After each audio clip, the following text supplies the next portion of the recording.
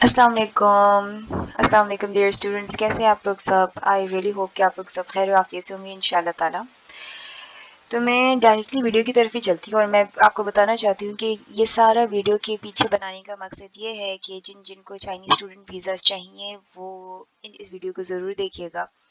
और फिर आप सोच रहे होंगे कि सबसे पहले मैंने ये स्टूडेंट वीज़ा के लिए क्यों वीडियो बनाई, क्योंकि स्टूडेंट वीज़ा तो ऑलमोस्ट दे आर डन, तो अभी तो अगले साल ही होगा। लेकिन मेरे ये वीडियो बनाने का मकसद सिर्फ और सिर्फ ये है क्योंकि मुझे बिल्कुल अभी वीज़ा मिला है, अभी मुझे हफ्ता ही हुआ है कि मैं चाइना आई हुई हूँ। तो मैं जितनी भी मेरी मेमोरीज़ है रिगार्डिंग वीज़ा स्टफ़ वो बिल्कुल फ्रेश है, ठीक है।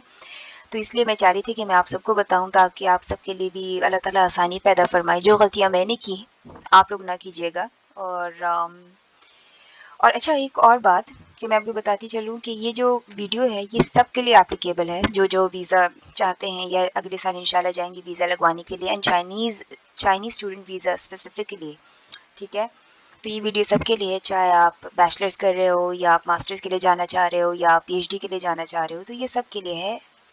हाँ, इसमें एक चीज़ है कि जो जहाँ-जहाँ जिन बच्चों ने मैट्रिक या एफईसी किया है, बस वो वाला जो पार्ट है वो आपके लिए एप्लीकेबल नहीं है।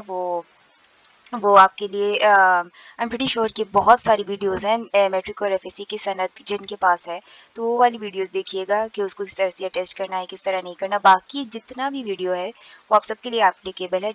जहाँ सिर्फ मैट्रिक और एफएससी की बात होगी तो वो मैंने रिप्लेस किया है ओ और ए लेवल स्टूडेंट्स के लिए, ठीक है। अच्छा, तो बस स्टार्ट करते हैं। अच्छा, मैं आपको एक और बात बताती चलूँ कि ये मैंने पूरा एक पीपीटी प्रिपेयर किया है, तो मुझे लग रहा है कि ये वीडियो थोड़ा-सा लंबा होगा, तो मे बी पार्ट 1, पार्ट 2 या पार्ट 3 इस तरह करके मैं डालूँ, बिकॉज़ वीडियो फिर बहुत ज़्यादा लंबा हो जाएगा।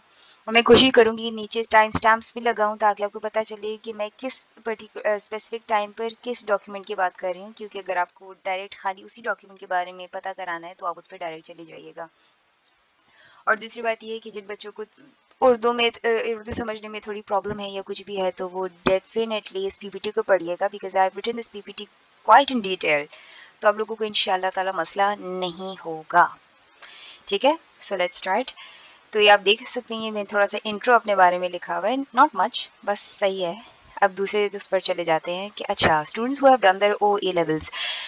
तो ऐसे जितने भी बच्चे हैं दोस्त who have done their O A levels, उन अभी तक आपको आपके सर्टिफिकेट्स भी मिल गए होंगे, आपको आपके स्टेटमेंट ऑफ रिजल्ट्स भी मिल चुके होंगे, और आपको लग रहा होगा कि यानी इट्स क्वाइट अर्ली कि हम लोग अपने डॉक्यूमेंट्स जो हैं वो सही से प्रिपेयर करना स्टार्ट करें। बट आई रिकमेंड कि नहीं, आप अपने डॉक्यूमेंट्स प्रिपेयर करना स्टार्ट कीजिएगा, ठीक है। वो इसलिए क्योंकि बहुत सारे डॉक्यूमेंट्स में अम, आपको टाइम लग जाता है, और अभी जैसे जैसे हम लोग प्रोग्रेस करेंगे थ्रू आउट द वीडियो तो आपको पता चलेगा कि क्यों अगर आप अभी से स्टार्ट करें तो अपने डॉक्यूमेंट्स प्रिपेयर करना तो आपके लिए आसानी होगी। देखिए, एंड के लिए ना रखिएगा, क्योंकि बहुत सारी चीज़ें मैंने भी एंड के लिए रखी और मुझे बहुत ज़्यादा प्रॉब्लम्स हुए, and literally I had to pay quite a lot. यानी मुझे थोड़ा-सा ज़्यादा पैसा देना पड़ा हर जगह, क्योंकि मैं इमरजेंसी में हर चीज़ बना रही थी। यानी कभी उसकी एक्सप्रेस डिलीवरी ले लो, कभी आप ऑफ़िस तक जाओ, वहाँ पर कोई ना कोई डॉक्यूमेंट्स मिसिंग है, वापस आओ, आओ जाओ। तो जो ट्रांसपोर्टेशन का खर्चा भी है तो वो बहुत ज़्यादा लग गया है, और मैंने कोशिश की यहाँ पर मैं आपको डिटेल में बताऊँ कि कौन-सी जगह कौन-से डॉक्यूमेंट्स चाहिए होते हैं, कौन-से डॉक्यूमेंट्स नहीं चाहिए होते, ताकि आप इन झंझटों से आप लोगों को सुकून मिले, यानी आपको मुक्ति मिल जाए, आपको ये वाली प्रॉब्लम्स ना हो। Okay, so having said that आगे बढ़ते हैं। सबसे पहले तो ये जो आप सारी लिस्ट देख रहे हैं सर, ये वो वाली लिस्ट है जो चाहे अंडर ग्रेजुएट के लिए जा रहे हो, यानी बैचलर्स के लिए जा रहे हो या मास्टर्स के लिए जा रहे हो या पीएचडी के लिए जा रहे हो, तो ये सारी वो डॉक्यूमेंट्स हैं जो सबको प्रिपेयर करनी पड़ेंगी सारे बच्चों को, इररिस्पेक्टिव कि आप बैचलर्स कर रहे हो, मास्टर्स कर रहे हो या पीएचडी कर रहे हो, राइट। तो ये सारी चीज़ें आपको चाहिए होंगी।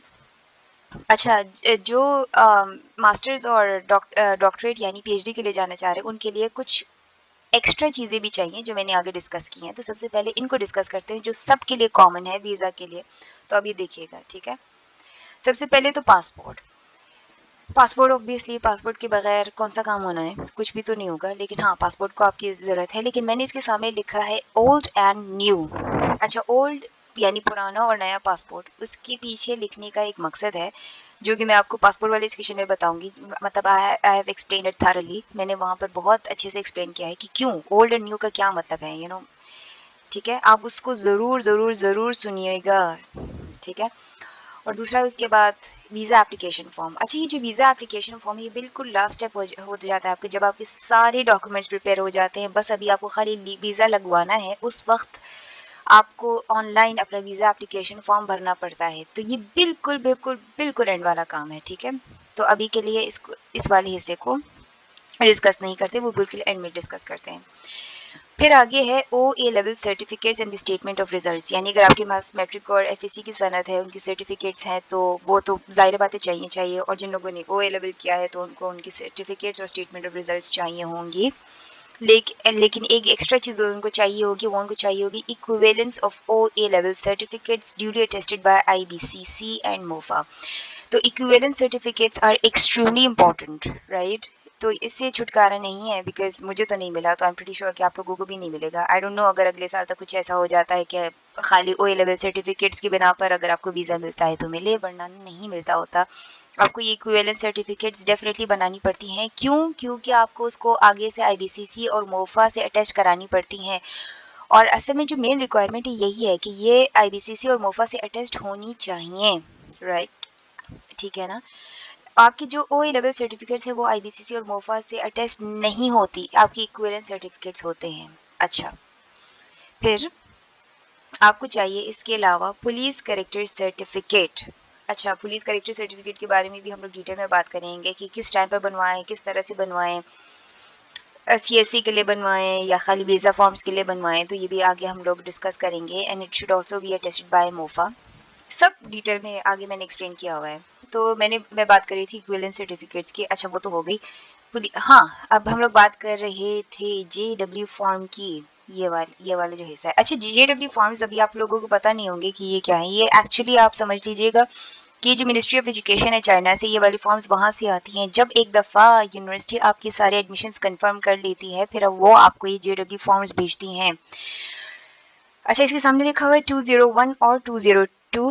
ये भी मैं आपको एक्सप्लेन करूंगी कि 201 का क्या मतलब है, 202 का क्या मतलब है, तो थोड़ी सी शायद आपको मोटिवेशन भी मिल जाए कि किन दोनों में डिफरेंस क्या है, और होपफुली आपको कौन सा मिले इंशाल्लाह ताला।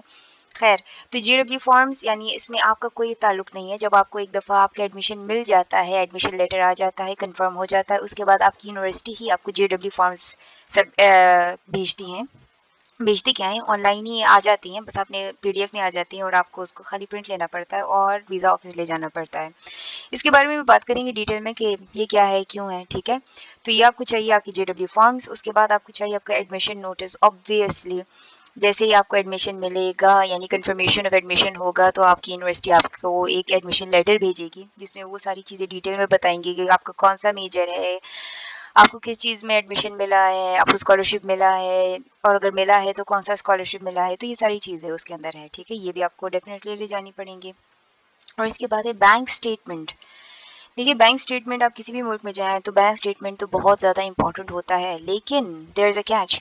अच्छा, चाइना में अगर आपके पास फुल स्कॉलरशिप है या आपके पास सीएससी है, तो बैंक स्टेटमेंट का जो रिक्वायरमेंट्स वो बिल्कुल अलग हो जाती हैं, जो मैं आगे आपको बिल्कुल डेफिनेटली बताऊंगी, ठीक है। लेकिन अब ये बस ज़हन में रखिएगा कि बैंक स्टेटमेंट चाहिए होगा, तो ये आगे जाकर बहुत डिटेल में डिस्कस करते हैं, ठीक है।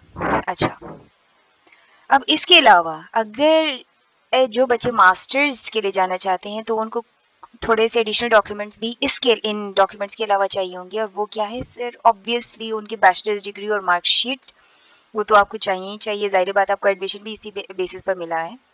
And that they should be duly attested bye HSC and MOFA. ये लंबा मतलब ये डिस्कशन होगी अब इन बातों पर, ठीक है।